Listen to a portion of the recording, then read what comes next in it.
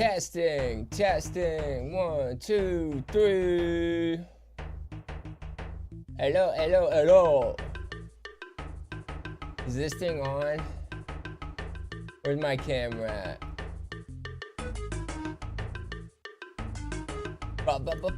Y'all hear me?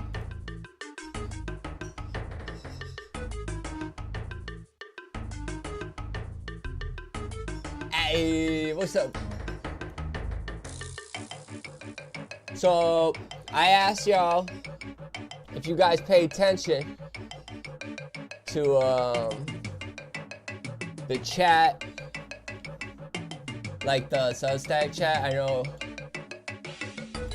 it gets crowded, but I asked if you guys had anything you wanted to talk about today, and I had some responses.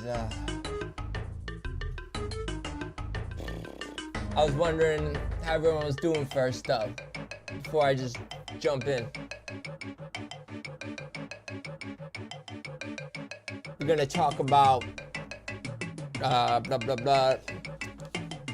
the dropping out of NATO situation. I think I had more than one person ask about that. And then also we're gonna talk about CBDC, because I wasn't quite sure what Rue was asking when she said Trump was signing new currency or something. When I looked into it, there's been a lot of talk since last year, and they've been doing it. Like, I saw articles as late as February about legislators talking about what we call CBDC. What up, Dr. Dream, bro?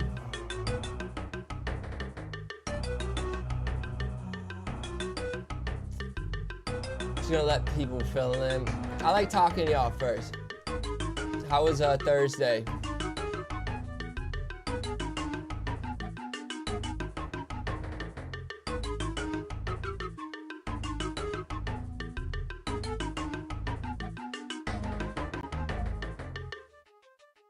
Good Thursday?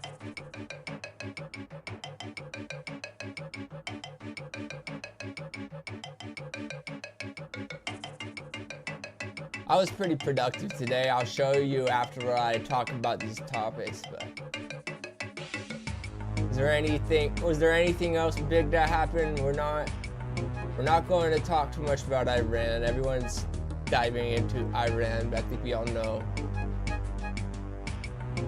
unfortunately, why we're there. But we are going to talk about, for everyone else joining again right now, new currency ideas, digital currency that both parties have been talking about, called CBDC, and dropping out of NATO.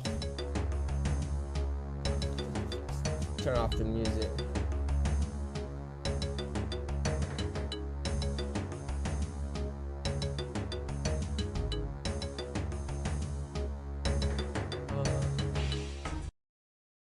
All right. Oh, we're adding on another one. American arrogance and incompetence. Hold on a sec. I feel like I need to fix my audio. I'm just a little bit more quiet than I want to be.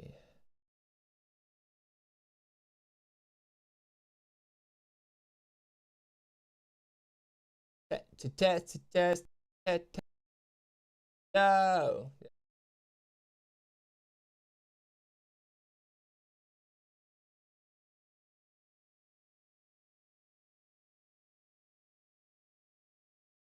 So let's stop pretending the world hella complicated and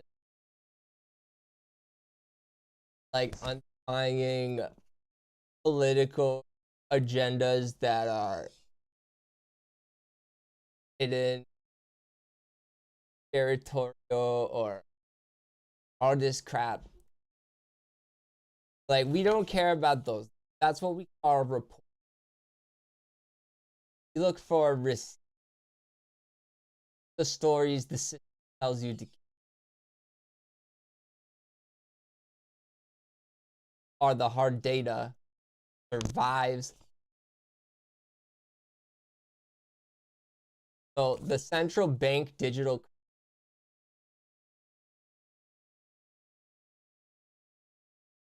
they're, that's the report. So yeah, besides some people talk about here,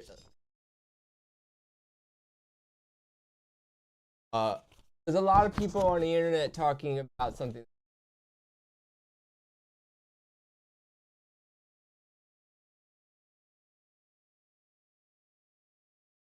We are citizens, not like out there who act as when we talk about corporate influence, that doesn't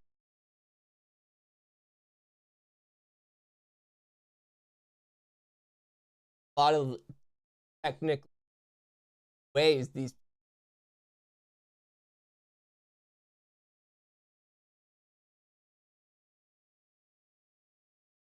firmly just the money waving.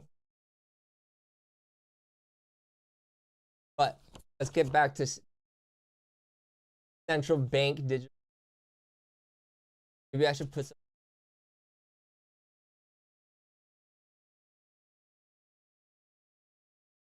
I have my own.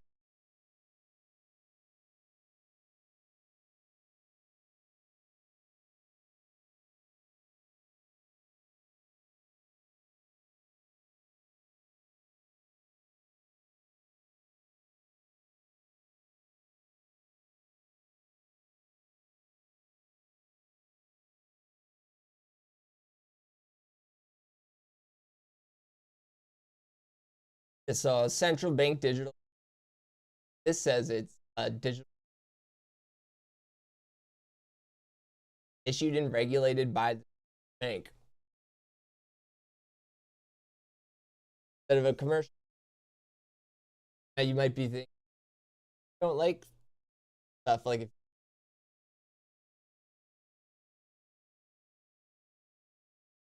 you want privately people, and hopefully those people likely hiding their money. There is put into the central bank will seem like Federal Reserve bailouts for have more control according to the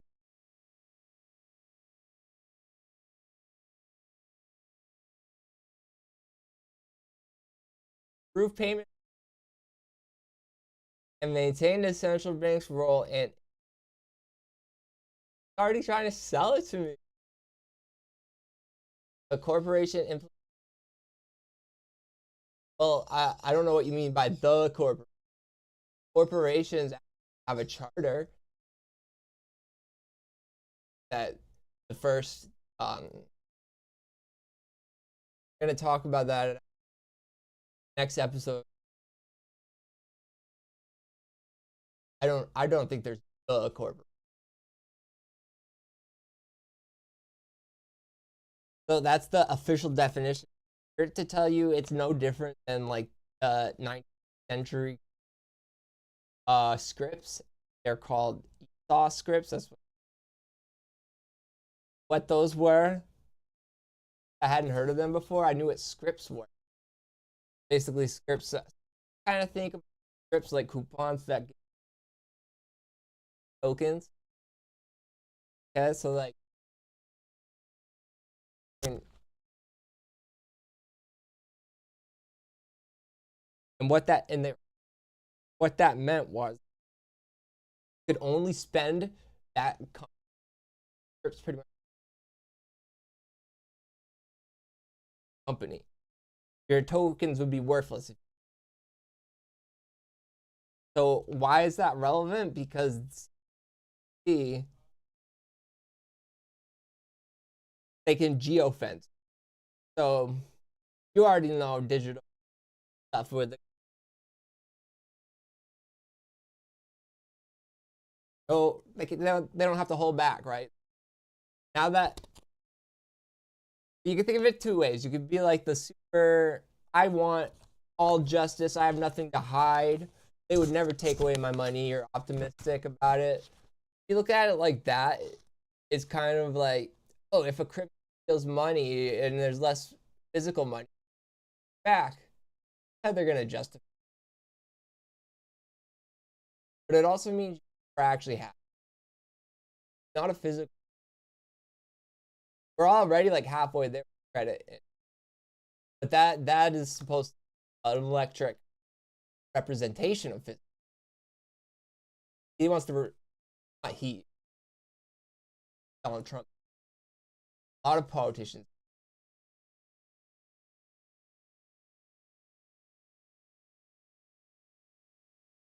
They said,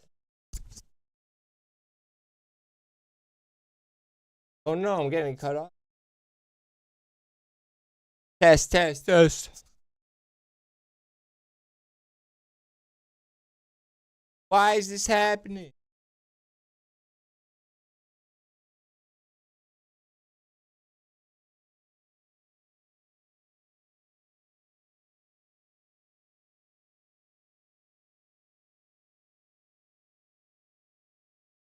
Technical difficulty.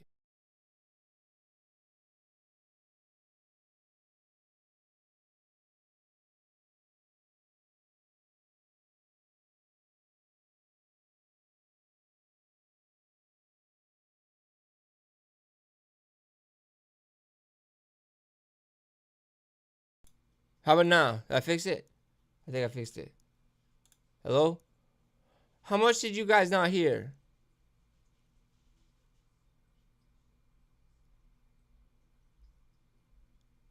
Yo, did y'all hear any of that?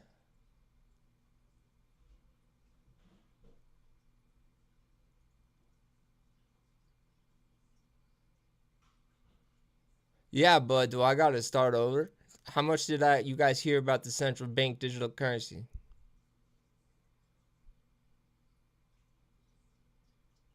So not much about it though. Did you hear about the coal miners? I was talking about coal miners. All right, all right, all right. So scripts have been used a lot in our history, so they're pretty much like coupons, or you can think of them like tokens at a casino. Not because you gamble with them, but because they aren't money, but they can be redeemed for cash value or to get things. Okay, they've been used for a lot of different things in history. So in the 19th century, right, in the Appalachian coal mines, right, they had this thing called Esau script. That's what they paid their workers in. And it was worth something if you spent it at the mine. But that's the only place where it was worth something. So if you tried to leave, it was worth nothing. Why is that relevant? Because what a central bank digital currency is a money that they can all of a sudden turn off. So if they replace the dollar with a digital currency, because you know the government, they don't have any restraint. Like they're supposed to practice restraint and do things legally, but really they don't have any restraint when it comes to our digital infrastructure. They could just turn off our money. They can't just turn off your dollars. You know, they can if it's all in a bank. So we were already halfway there. Oh, nothing's wrong with Bitcoin. It's the fact of replacing the dollar with a central digital currency, which I think is kind of what you're asking. What's wrong with that? I'm telling you, it's because you can't.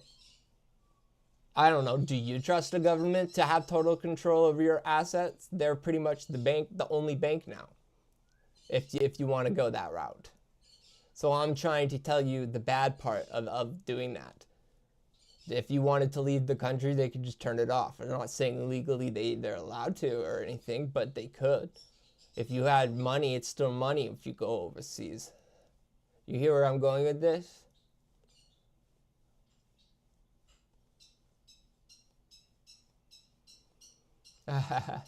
I was using the coal mines as an example of the script nature of switching to a digital currency as our primary currency. Digital currency is nice, it's reliable, but once you take away the private element of it, well, it's all public now, but I'm saying when you centralize it, right, you give control to the government to oversee it. That's different than what Bitcoin currently is. They have regulations on Bitcoin, but they don't have the means to just take all your Bitcoins, and because it's a complicated architecture.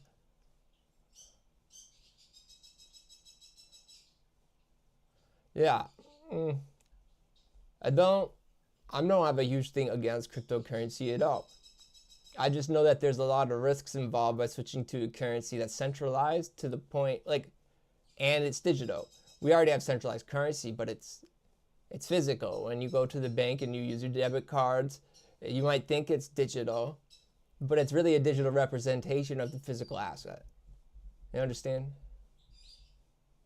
And currency doesn't need to be physical per se, but when it's centralized, combined with not being physical, it's tethered to their you see where I'm going with that. Anyway, that was only one topic. Anything else to say about that? Any questions? Well, I wrote more stuff before I went on tangent. Did I have anything more to say about that? Oh yeah, I kind of wrote an answer to your question more about what's wrong with it, I guess. So, with CBDC, the Rust doesn't need armed detectives to keep you mining in the camp. They just geofence your wallet to a 5-mile radius. Because they got tech like that. I'm not saying that's what they're going to do, but all of a sudden you give them that capability. Yep, card currency typically does do that because the people who use card transactions typically push the price of card transactions onto the consumer because there's a price per swipe. And a lot of companies push that price onto the consumer, so you ultimately pay for it. And then when you look at the credit cards, people with a lot of money can get higher statements, get more rewards, get paid for paying it off. Like they actually get rewarded for just having more money. And those even have even higher transaction fees that get pushed onto customers. So you're absolutely right.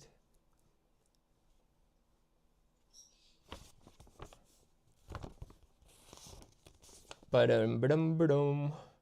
yeah, that was the CBDC. Oh yeah, so let's talk about NATO. I'll put up another visual for that. Well, let's see what the news says about NATO right now. Probably nothing good. Oh, look at that big face Trumpy.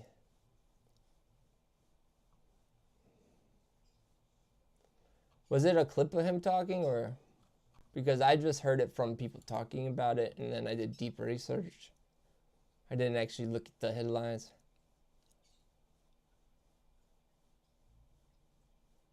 Let's watch a quick report before I talk about it, huh? Let's see. Want to listen to France talk about it? This isn't the first time that Donald Trump has said that he would like to take the United States out of NATO, but it's the most serious, and it's being repeated by senior members of his administration. Secretary of State Marco Rubio, Secretary of War Pete Hegseth. Now, because Donald Trump has threatened this in the past, the U.S. Congress actually passed a law in December 2024, right before he started this term, saying that the U.S. president would need an act of Congress to take the U.S. out of NATO. But honestly, that's going to be cold comfort for Europeans, because as the professor at the King's College London Department of War Studies, Ruth Diamond, pointed out today, from Trump's statements to The Telegraph, you can see that whether or not the U.S. is in NATO or out of it, Trump has no intention of defending Europe if it is invaded by Russia. If you listen to that quote there, where he said that NATO is a paper tiger and Vladimir Putin knows that, well, Donald Trump is the only person who determines whether NATO is a paper tiger or not. NATO is a paper tiger if the United States won't honor the Article 50 Mutual Defense Clause and defend Europe if it is attacked. And everything Donald Trump and his administration is saying right now is indicating that it wouldn't do that. So that's extremely worrying for Europeans. Even if Donald Trump is forced to stay in NATO by the US Congress, what's become increasingly clear, experts say, is that NATO doesn't really exist anymore other than on paper. Marco Rubio pointed out in an interview on Fox News this morning that without the US, there is no NATO. Those are the exact words used by the EU's foreign policy chief, Kaja Kallas, back in September. Meaning, in other words, without the US protectorate system, without the US security guarantee, NATO is not a real alliance unless Europeans are able to rapidly retrofit NATO into some kind of European alliance. Like, that's the type of discussion. I'm like, okay, they want out of NATO. Why? Like they talk about all these things, like trying to extract resources from these NATO countries, right? So they're not getting the deals they want, so they're not being nice to them, and it's like, so what are you gonna do about it then? You're just making things harder.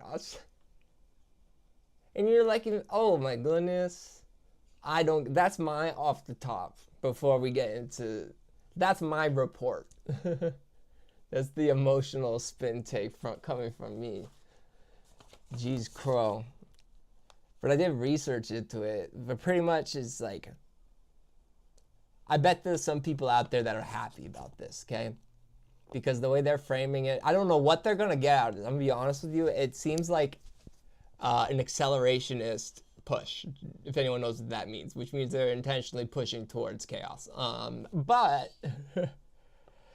that aside, there are people out there who think this is a good thing because it's going away from geopolitics and globalism. Well, because geopolitics we still do. Globalism is what I meant. Some people think it's a good thing because it's moving away from globalism.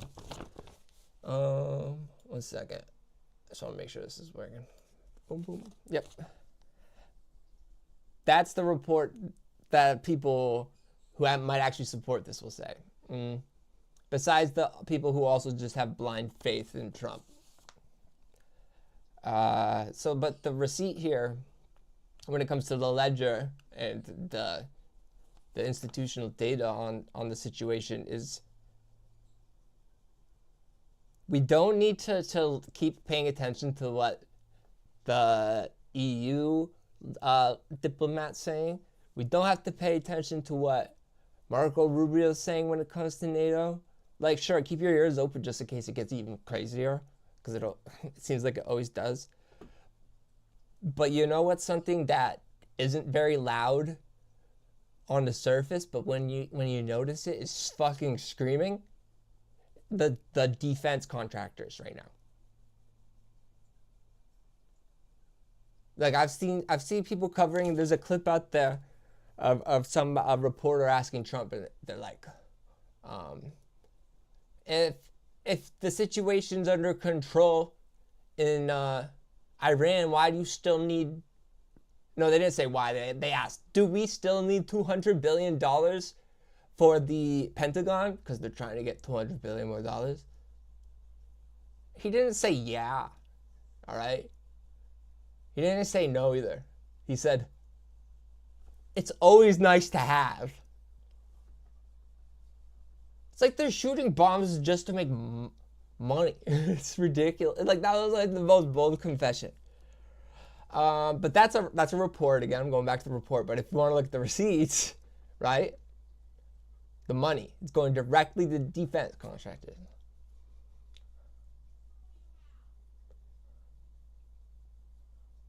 Yeah, because it's making the money is flowing, but not to the normal working people. And it stimulates a part of the economy that we will not reap benefits from. But some wealthy individuals will. Basically, it's a grift. It's a cynical grift, really. We threatened to abandon Europe to the wolves, essentially. Europe panics because they don't have the industrial capacity to build their own missile networks, especially not overnight. Like, we demand they spend 5% of their GDP on defense if they want to survive.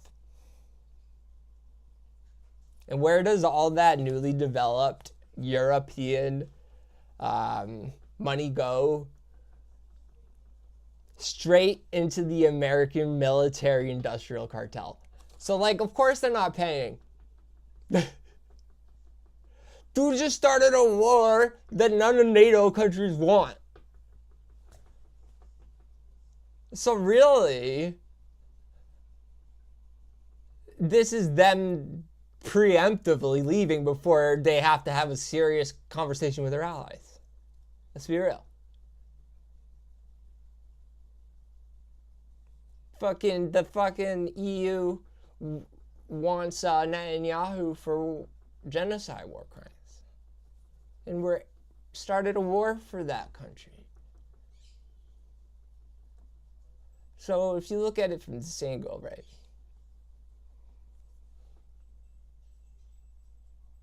They wanted to do this shit in Iran. Perhaps they were dropping the seeds of leaving NATO because they knew staying tight with NATO would not be an actual possibility after this decision. Consider that. That's not even in my research. That's just the forensic take. We're basically ripping trillions out of the global economy to enrich the entrenched monopoly of the defense industry. Just to abandon the UN. Which is the loud news report you hear when really they're just stripping our pockets and giving it to these defense contractors. So I wrote down something else. It's still relevant to this, the NATO situation. The world has never been this crazy. This is a brand new existential crisis, right? No, it's really not. In 1933, right? Shout out Anthony, if Anthony's still here. I saw you in chat before. 1933 business plot, right? This is on Wikipedia. The Wall Street elite were so terrified of FDR's democratic regulations hurting their gold standard wealth that they tried to buy a private army. And what are they going to do with it? They wanted to arm 500,000 World War I veterans, march on Washington, and install a fascist dictator. Fundamentally, they've changed their goals since then, right? They're not trying to overthrow the government. I wonder why. Well, it updated its technology. Today, the monolithic asset managers, think Vanguard, BlackRock, State Street, they don't need a literal marching proxy army. They use algorithmic proxy armies of consolidated S&P 500 voting shares to force corporate and national compliance, bypassing the messy democratic process entirely.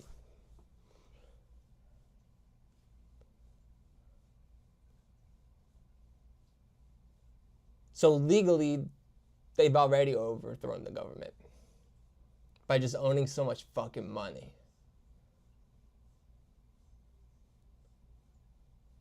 When did what happen? 1933. Watch, I literally just typed 1933 business plots on Wikipedia. There's so much history. I didn't know about it before I looked it up either. It's like right in front of us. They don't talk about it.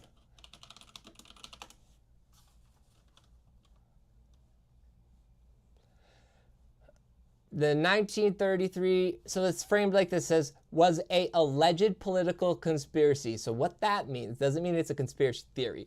A conspiracy means they were conspiring against the government, but it was alleged. So That is the fact. We can get into the details, but that's what the next episode of 1773 to now, or The Ghost in the Machine, is going to be about. We'll get into it then. So yeah, look forward to that. I'm going, maybe I'll get done by tomorrow, but I am doing something this weekend. So if not, it'll be Monday.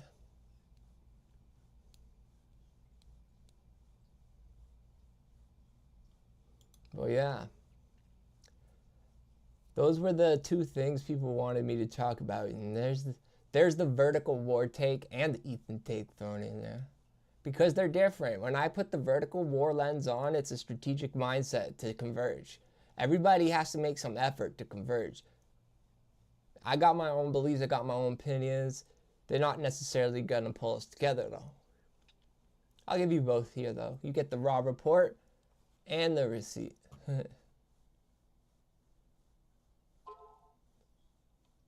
But let me show you something funny. If any of y'all still there. Pop, pop. Actually, before I do that, I want to show you a video. And actually, before I show you the video, I hope you're ready. I want to show you an article. An old article I wrote.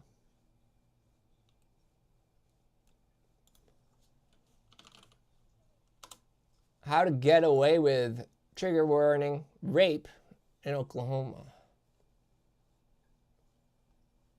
So a lot of people have heard about this case. It's awful.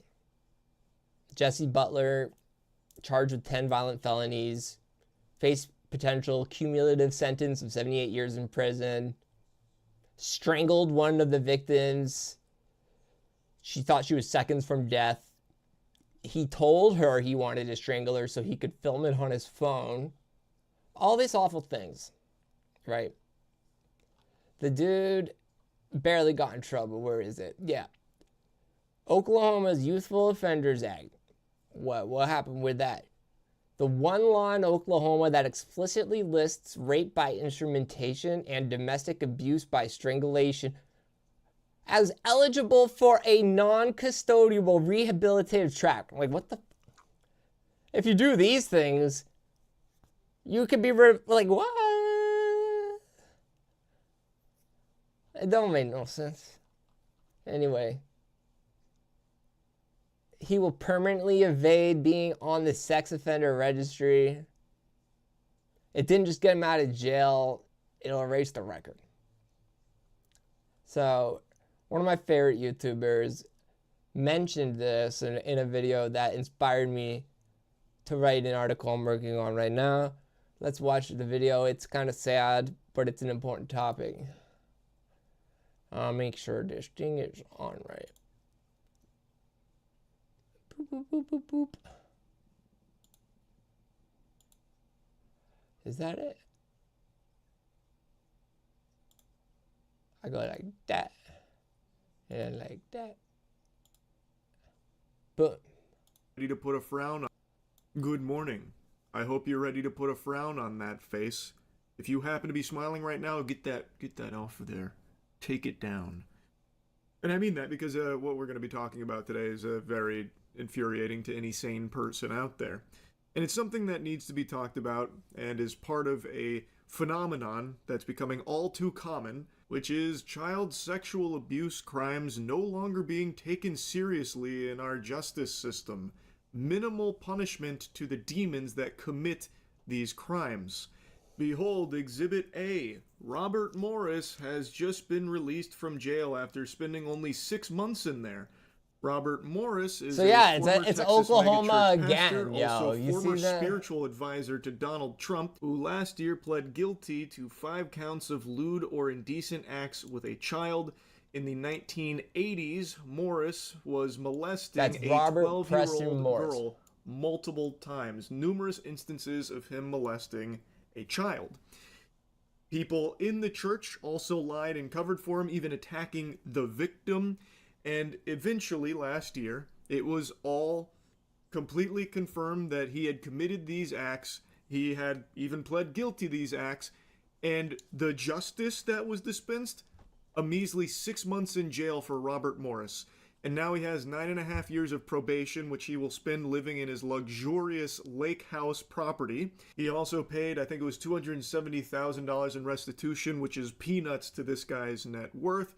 And he has to register as a sex offender, which, judging from the response from people, probably won't have any effect on him.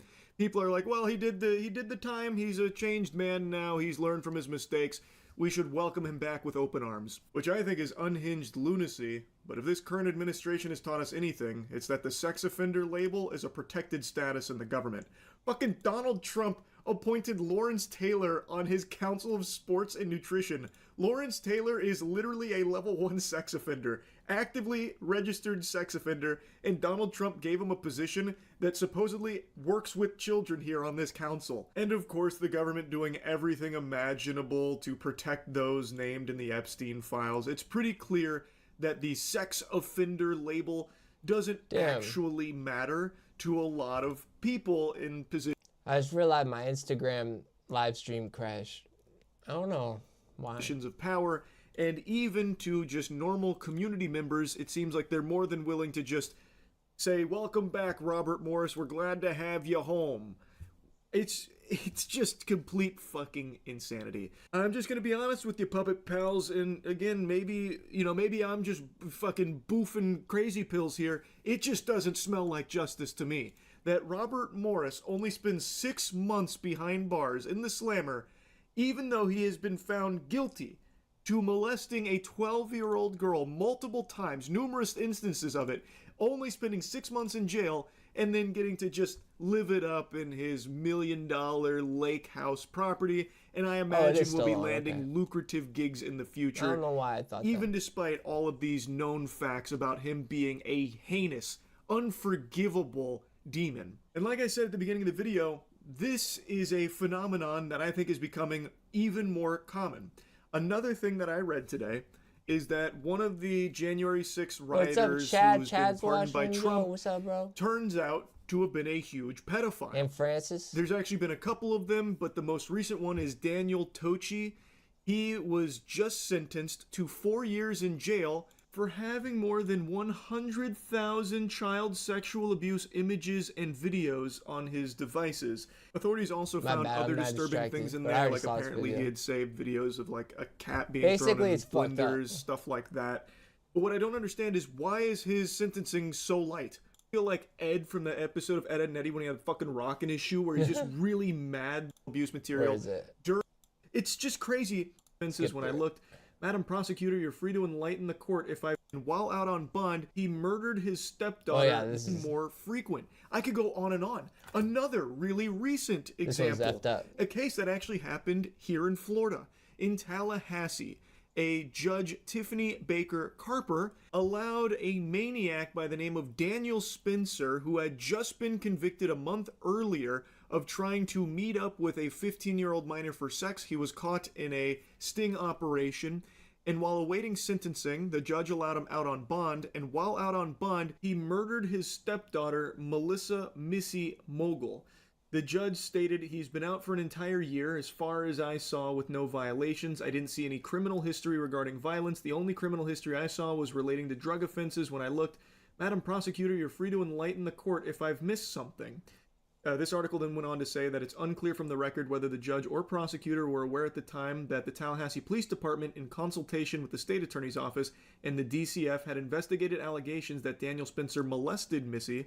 Honestly, I'm just showing you off with stories, but the point is, sex crimes are not being punished, and it's obvious because of money and influence. And they're being more brazen about it now than ever, it feels like. And I was going to do some research to try to confirm that thesis. Like, that's what Charlie was saying. That's that guy's name. He was pretty much saying, all right, so is it just me, or is this getting wicked bad? So let me show you what I tried to use Google for. Not Google, but Gemini AI. Deep research.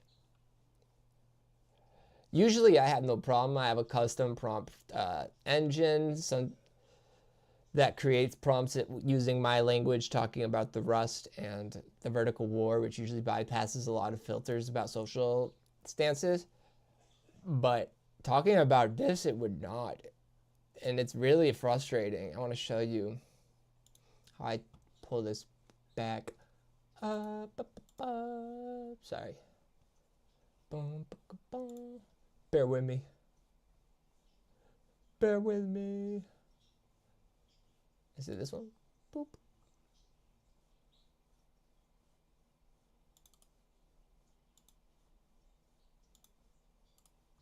Boop, boop. Oh, come on. I pressed the wrong button and we're all sad. And we're all sad. I need to get better at setting up the scenes for these live streams so I don't have to like fumble like that.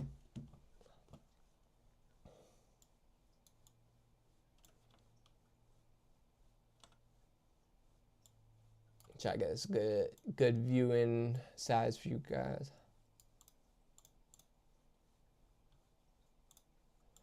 I asked blah blah. Oh, I can get that better.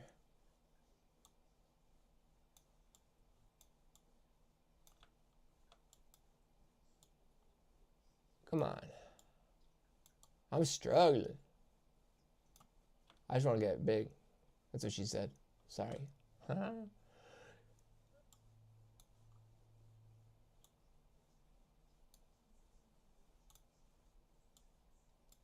Whatever, I'm struggling. But compile a comparative data set. Oh, I know why I'm struggling. I have to do this. What? Why is it? No, that's not me. That bubble's just getting big for no reason. Why is this bubble so big, bro? Yeah.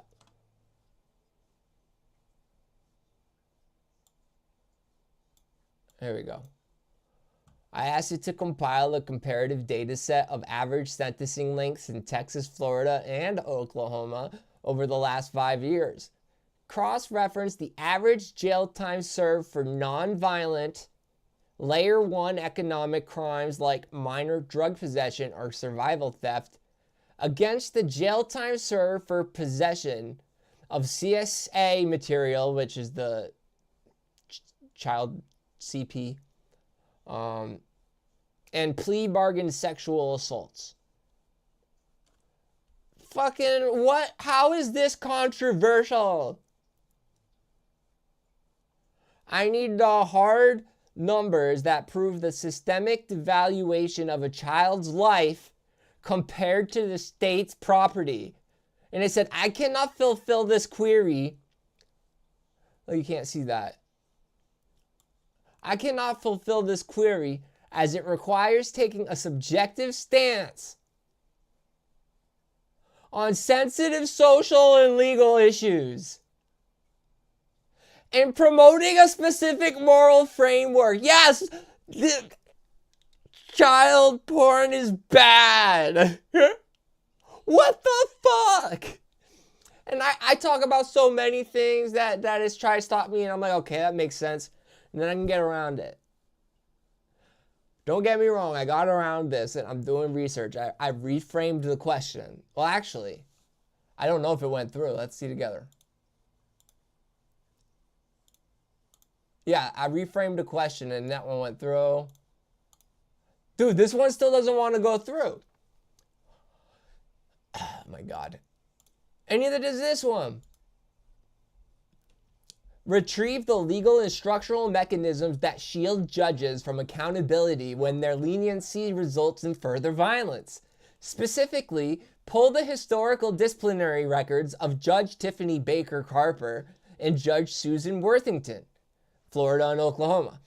How often are judges actually disbarred or prosecuted for approving negligent plea deals or granting bond to convicted predators? Find the bottleneck where judicial oversight dies. Like, I might have to just change that last part. But like, why is it so hard to research this?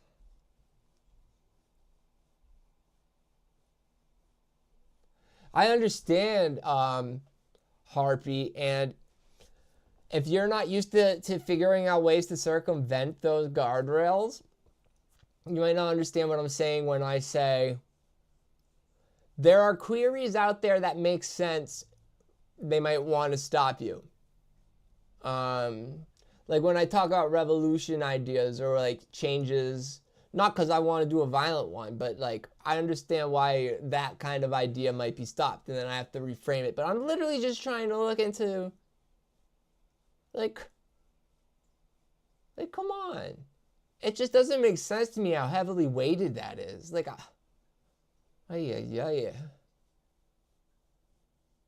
yeah. The word dies. I get away with a lot, guys. Like, that's why I'm surprised. Like, I use this a lot. Like, you'd be surprised what I get away with typing into this thing.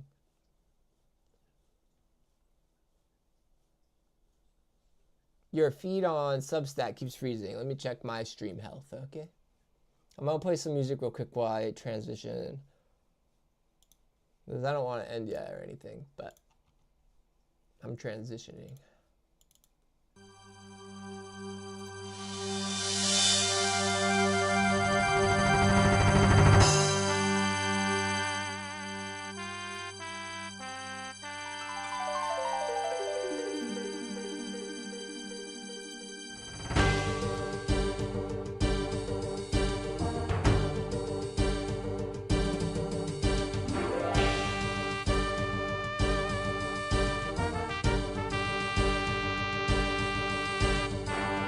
It says we're good, I think.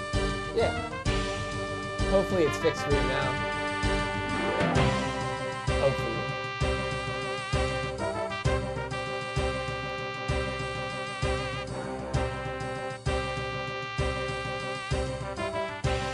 But yeah, I want to try to get those prompts through.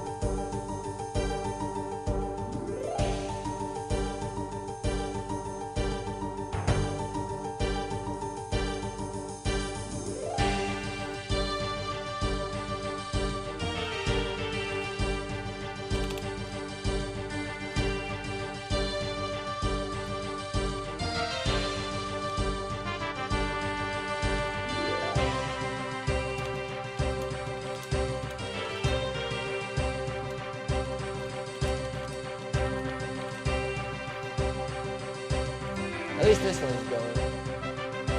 Which one is this?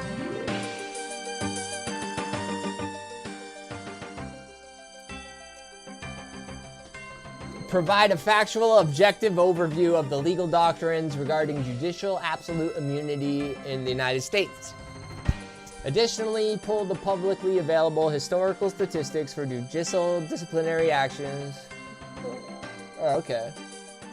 This is the one, the first one I read you guys, redone. So it took that one.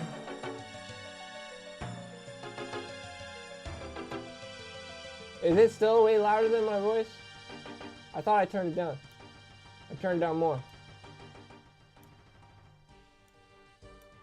What about that?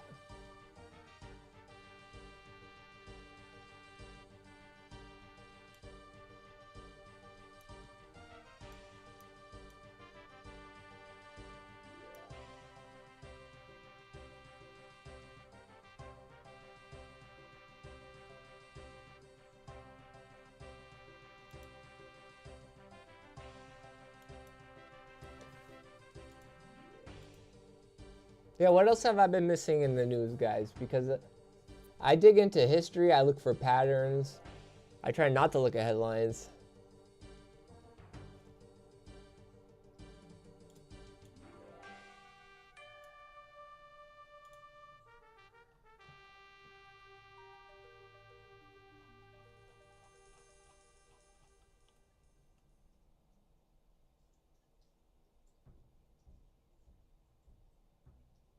Oh, it just did it for me. Well.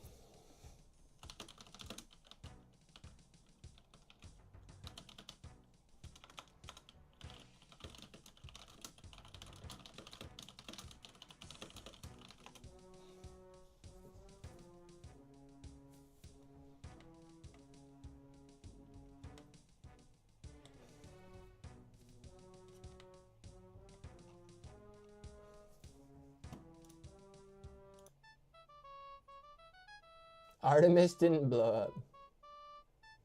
That's good.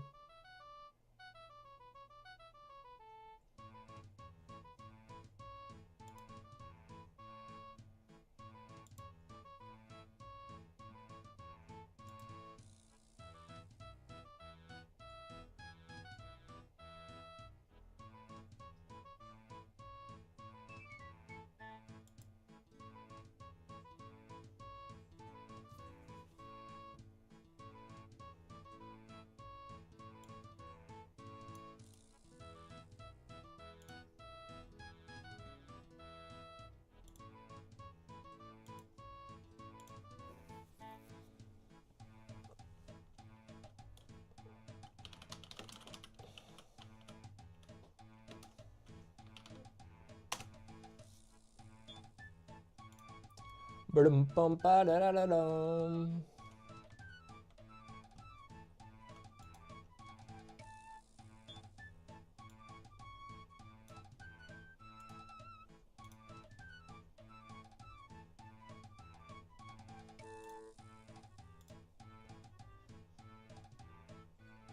Wait a second.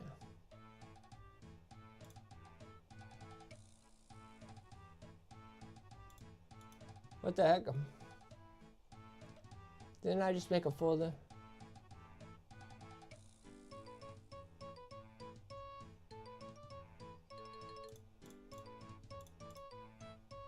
The what? I thought I just made a folder.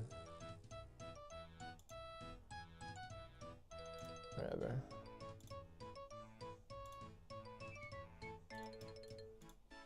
What the heck?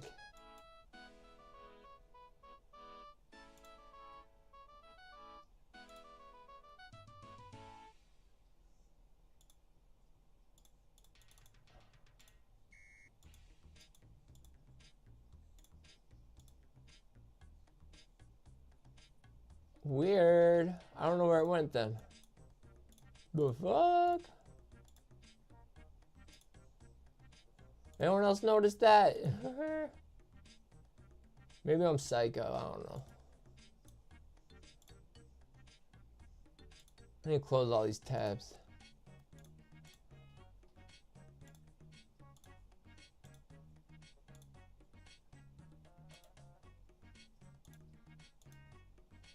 Yay, one of them went through. Which one was that?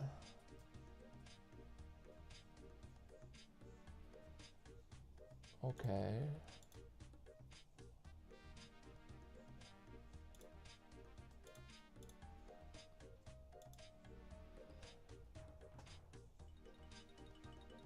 Sorry, this part might be boring, guys. I'm literally just working right now. I want to make this article. Maybe by the end of the night.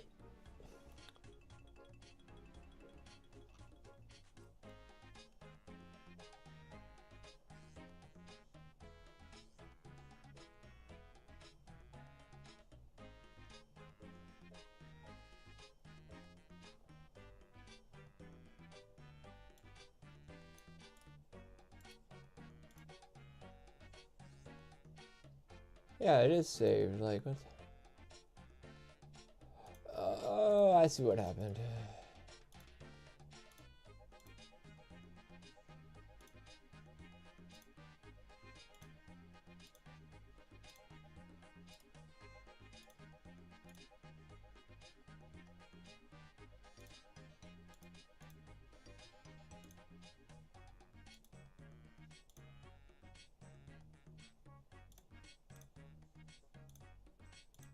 I see what happened.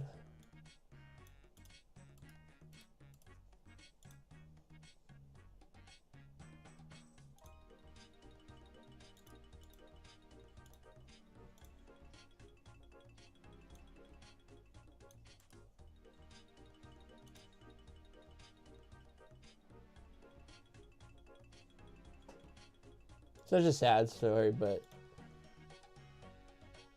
seems important to talk about.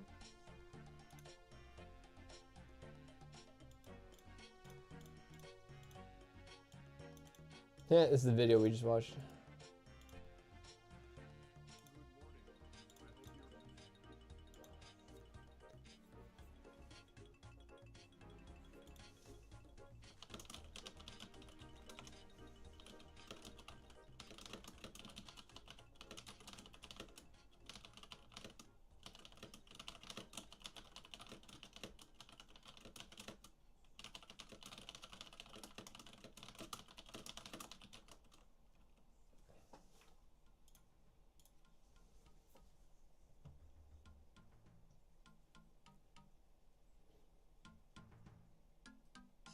You missed the topic. Maybe I should end the stream so I can post it, because it was a good one. And then I'll come back on. You know what? That's probably a good idea. I'm going to do that. I'm going to log out of the live stream for like 10 minutes, post what we just did so people who missed it can watch it. And then I'll go live again.